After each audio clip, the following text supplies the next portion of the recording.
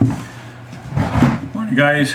We're going to do Q&A today, a little different because I'm in the shed and I can't take the time. It's only going to be short when there are only 3 questions, but so I'm skinning rats at the same time and then beavers. But so anyhow, just going to get started on these rats. The first question was from Adam. And he said he wants to know if I target foxes at all or if it's just by accident that I catch them. And most of my foxes I catch them when I target them. I do get the occasional one, in a coyote snare or a lynx set. But for the most part, I don't have a lot of foxes on my trap line.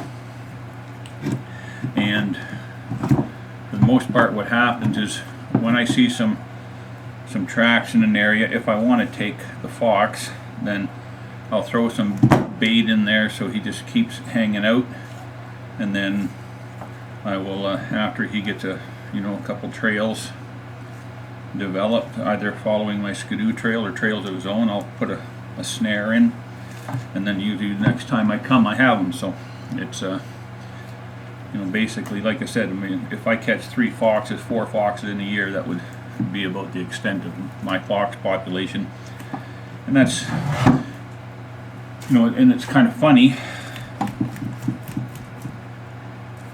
because, down south, guys get, tons of coyotes and tons of foxes in the same area. But here, like in the Duck Mountains in my RTL, I don't get a lot of coyotes in there because the timber wolves keep them down, and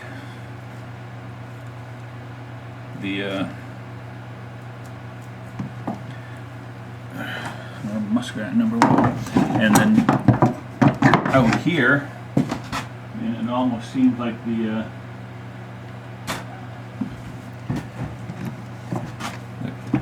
coyotes keep the foxes at a minimum or something, because you'd think there'd be a ton of foxes around here, but there just doesn't seem to be. Like I said, but you do get the odd one in a coyote snare, like I get the odd coyote in the bush in my wolf snares or lynx snares, so it does happen. But no, mainly, like I said, it's if I see a fox set a track, then I'll set for him. Okay. Paul Jones in southern Manitoba wants to know. He says down where he is, they have about 25% of his coyotes have mange, and he wants to know about up here. He said one of the coyotes I saw this fall while I was driving around was a pretty mangy looking thing, but I myself, I think I've caught one coyote that has mange on it. But like I said, I don't catch a lot of coyotes. My best year on coyotes was 13 that one year. But so that's the only one I've ever caught that had any mange. But I did catch 2 wolves last year. One, they have the shoulder mites, which is a type of mange, and I caught 2 timber wolves that had it. One with just a touch of it, you could hardly even notice, it was still a usable pelt. And the other one, the big black one, and he was pretty much a write-off. All I did was get a little patch of fur about 16 inches square off him that was usable. It had the tail still on it, so I got that tanned for my granddaughter. And so there really isn't a lot around here that I've heard of. Some here and there, but not a huge problem. Like I know some places I've heard have up to they're getting up to 40% of their coyotes have that.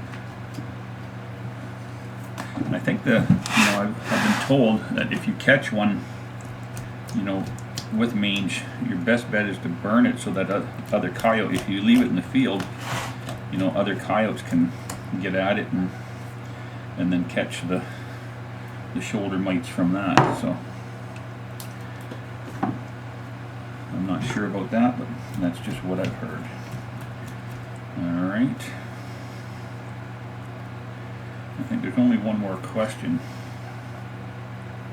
after that. I'll just finish up the head of the second muskrat.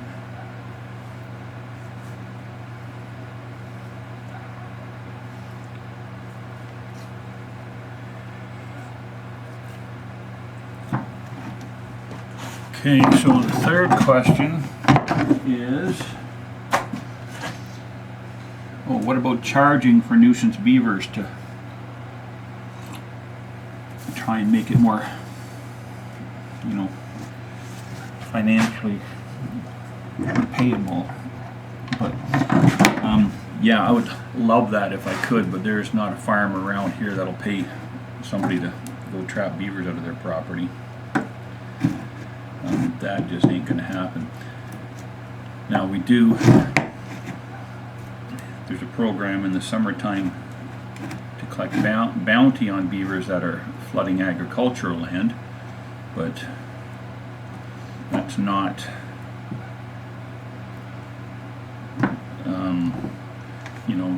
and that's not even supposed to be for beavers that are flooding roads. Those are supposed to be the township's problem.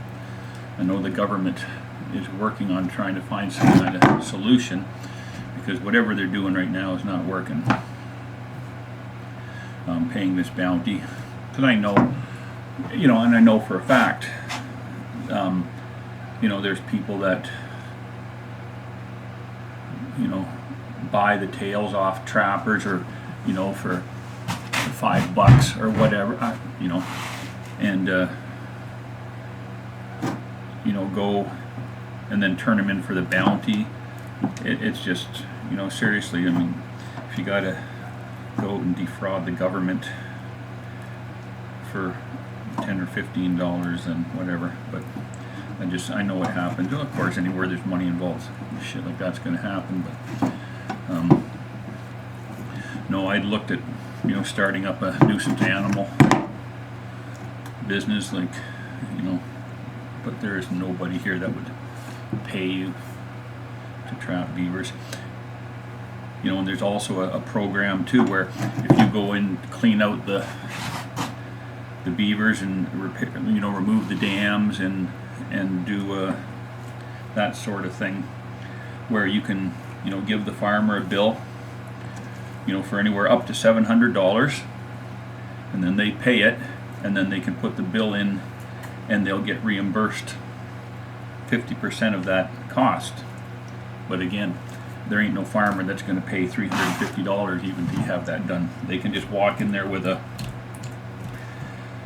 backhoe and dig up the dams, and it doesn't cost them much of anything except time, and but they got to understand they got to keep doing that how many times before them beavers are gone. So it's it's an issue here, and not one that's soon to be fixed, but the government needs to do something, because they spend an awful pile of money fixing roads up and stuff. So anyways, that's pretty much it for question and answer.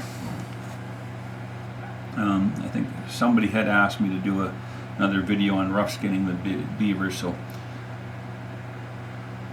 maybe I will do that after I get these rats done and get going with the beavers. All right, later.